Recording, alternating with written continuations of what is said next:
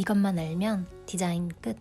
진짜야. 여러분은 디자인이 뭐라고 생각하세요? 디자인 되게 추상적이지 않나요? 그거 그냥 포토샵 다룰 줄 알면 하는 거 아니에요? 라고 생각하실 수도 있고요. 예쁘게 만드는 게 디자인 아닌가요? 라고 생각하실 수도 있죠. 저 또한 디자인이라는 단어를 10년 넘게 사용했음에도 불구하고 한 줄로 명확히 설명하는 게 항상 어렵더라고요.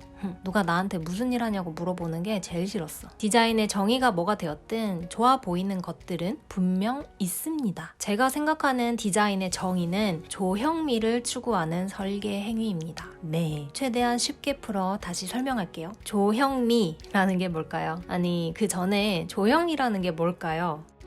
조형이란 점, 선, 면을 이용해 어떤 구체적인 형태를 만드는 행위를 말해요. 조형물의 반대말을 자연물이라고 생각하시면 이해를 도울 것 같습니다. 조형 자체는 아름다움을 추구하지는 않아요. 그냥 형태 그 자체죠. 다만 조형물은 인간에 의해 만들어지잖아요. 그럼 기왕이면 좀 더 예쁘게 만들고 싶겠죠. 그래서 조형미를 추구하게 된 거예요. 조형미는 뭘까요?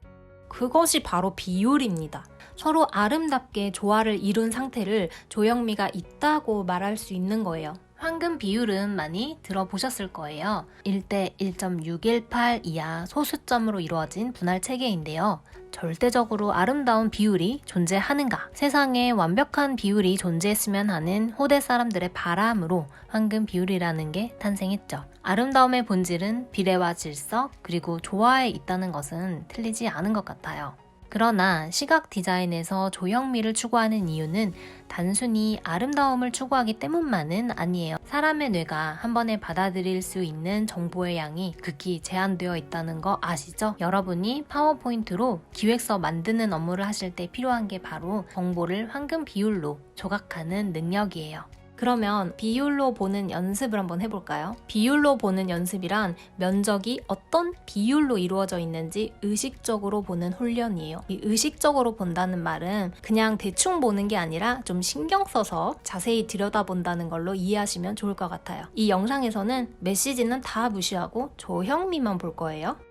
어때요? 위 이미지들에서 동세가 느껴지나요? 가장 쉽게 활용할 수 있는 비율이 7대3에서 6대4예요. 앞서 말한 황금 비율이죠. 황금 비율은 7대3과 6대4 사이쯤에 있어요. 사실 숫자가 그렇게 중요한 건 아니에요. 황금 비율 자체가 정수가 아니기 때문에 절대적인 숫자로서 존재하는 것은 아니다 정도로만 생각해 주시면 좋겠어요. 면적의 정확한 퍼센트가 중요한 게 아니라 하나는 크고 하나는 작은 그 대비감이 균형을 이루고 있는 게 중요한 거예요. 7대3 비율은 크고 작은 대비가 명확해서 시각적으로 즐거움을 줍니다. 어디에 시선을 주목시켜야 할지 명확히 알려주죠. 다음으로는 안정감을 주는 5대5, 좀 더 강력한 대비감을 주는 1대9가 있습니다. 사각형뿐만 아니라 대각선, 원 등에도 적용을 할 수가 있어요.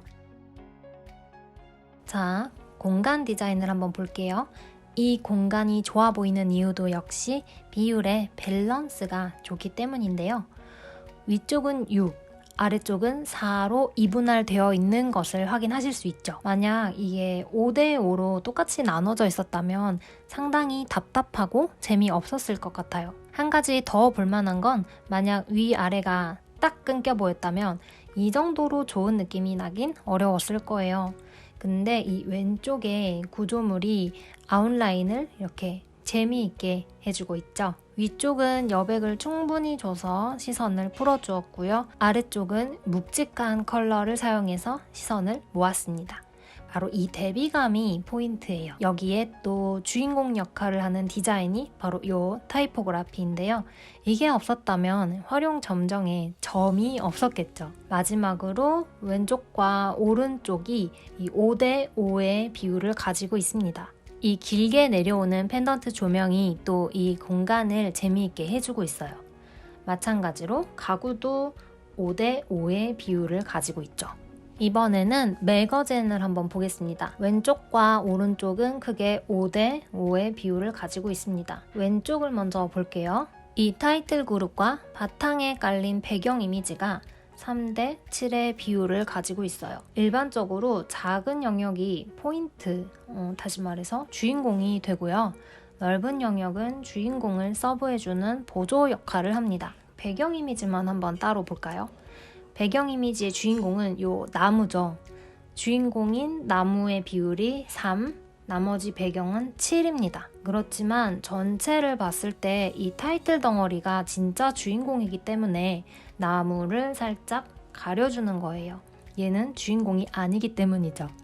이렇게 디자인은 상당히 치밀하게 계산이 됩니다. 이번에는 여백을 한번 볼까요? 타이틀을 기준으로 위쪽은 3, 아래쪽은 7 정도의 대비가 있네요. 오른쪽을 보겠습니다. 오른쪽도 마찬가지로 위쪽은 3, 아래쪽은 7 정도의 여백이 있죠.